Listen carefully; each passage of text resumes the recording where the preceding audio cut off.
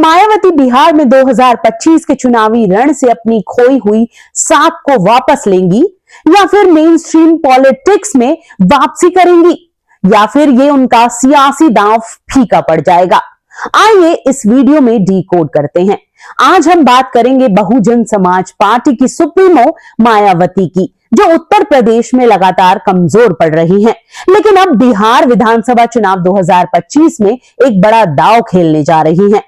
मायावती ने ऐलान किया है कि बीएसपी बिहार की सभी 243 सीटों पर अकेले चुनाव लड़ेगी। जी हां, ना इंडिया गठबंधन ना एनडीए। मायावती अपने दम पर बिहार की सियासत में लड़ाई करने की योजना बना रही हैं। लेकिन सवाल यह है, क्या ये दांव उन्हें फिर से राष्ट्रीय स्तर पर दलितों का सबसे बड़ा चेहरा बनाएगा या फिर ये बस एक आखिरी कोशिश है? दरअसल उत्तर प्रदेश में बहन जी का वोट बैंक तेजी से खिसक रहा है। 2007 में 30% वोट शेयर के साथ पूर्ण बहुमत हासिल करने वाली बीएसपी 2022 में सिर्फ 12.88% वोट और एक सीट तक सिमट गई। चंद्रशेखर आजाद की आजाद समाज पार्टी ने दलित युवाओं को अपनी ओर खींच लिया। ऐसे में मायावती के लिए बिहार का मैदान एक नया मौका है, जहां वो अपने भतीजे आकाश आनंद को लॉन्च करके पार्टी को नई ऊर्जा देना चाहती हैं। अब जरा बिहार में बीएसपी के ट्रैक रिकॉर्ड पर नजर डालते हैं। 1990 में बीएसपी ने बिहार में पहली बार दस्तक दी थी। तब से लेकर अब तक पार्टी का प्रदर्शन उतार चढ़ाव भरा रहा है। 1990 में 0.73% वोट, कोई सीट नहीं। 2000 में 1.89% वोट, 5 सीटें, ये बीएसपी की बिहार में सबसे बड़ी जीत थी। 2020 1.49% वोट, 1 सीट। लेकिन इस बार मायावती का प्लान कुछ अलग है। वो बिहार के 17 से 20% दलित वोट बैंक को टारगेट कर रही हैं, खासकर रविदास समुदाय को, जो बीएसपी का कोर वोटर माना जाता है। साथ ही आकाश आनंद की अगुवाई में कोयरी कुर्मी जैसे ओबीसी वोटों को भी साधने की कोशिश हो रही है। मायावती ने यूपी के 2007 मॉडल को बिहार में दोहराने की ठानी है। उस समय दलित, ब्राह्मण, मुस्लिम समीकरण ने बीएसपी को सत्ता दिलाई थी। अब आकाश आनंद के युवा चेहरे और आक्रामक रणनीति के साथ पार्टी 5 से 7% वोट शेयर का लक्ष्य रख रही है, लेकिन चुनौती आसान नहीं। अब जानते हैं कि क्यों मुश्किल है मायावती का रास्ता। पहला, नीतीश का महादलित कार्ड। नीतीश कुमार ने दलित और महादलित का बंटवारा करके इस वोट बैंक को अपने पाले में कर लिया है। दूसरा, चिराग और मांझी का प्रभाव। पासवान समुदाय में चिराग पासवान और अन्य दलित जातियों में जीतन राम मांझी का दबदबा है। तीसरा, इंडिया गठबंधन की ताकत। राहुल गांधी और तेजस्वी यादव की वोटर अधिकार यात्रा ने बिहार में विपक्ष को एकजुट किया है।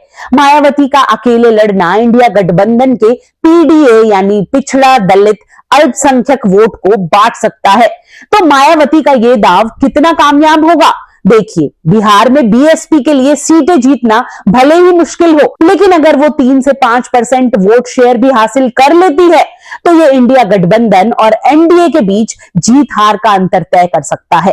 खास तौर पर सीमावर्ती जिलों जैसे बक्सर और गोपालगंज में, जहां बीएसपी का पहले भी प्रभाव रहा है।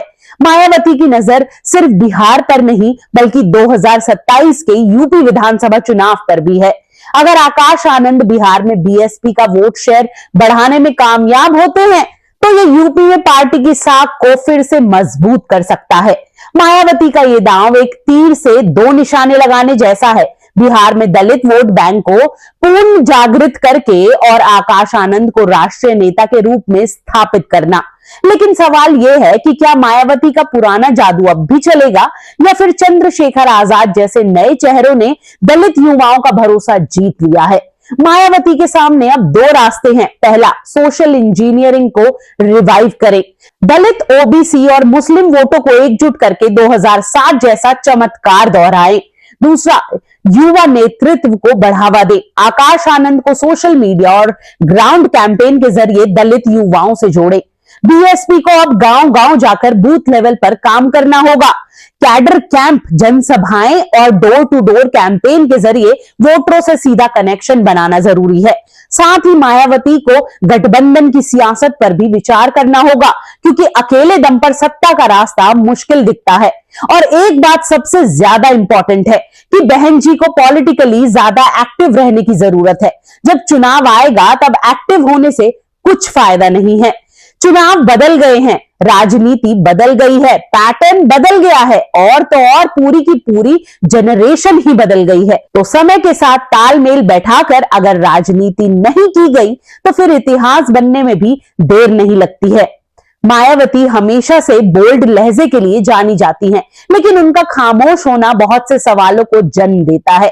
वो चुप रहकर भी फायदा ही कर रही है, लेकिन क्या पता एक आखिरी दांव काम ही कर जाए। वैसे बहन जी का पैटर्न ऐसे ही देखने को मिल रहा है कुछ समय से, लेकिन हम ये नहीं भूल सकते कि बीएसपी सुप्रीमो बहन मायावती का पॉलिटिकल रसूख कितना ज्यादा है, क्योंकि जब बात आज की होगी तो इतिहास में जिस शख्सियत ने अपना लोहा मनवाया है उससे दरकिनार तो नहीं किया जा सकता है। तो दोस्तों, मायावती का बिहार दाव क्या रंग लाएगा?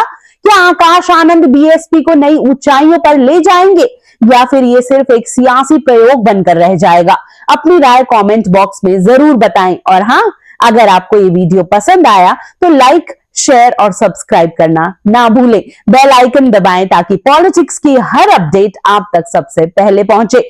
मिलते हैं अगले वीडियो में, तब तक के लिए जय हिंद।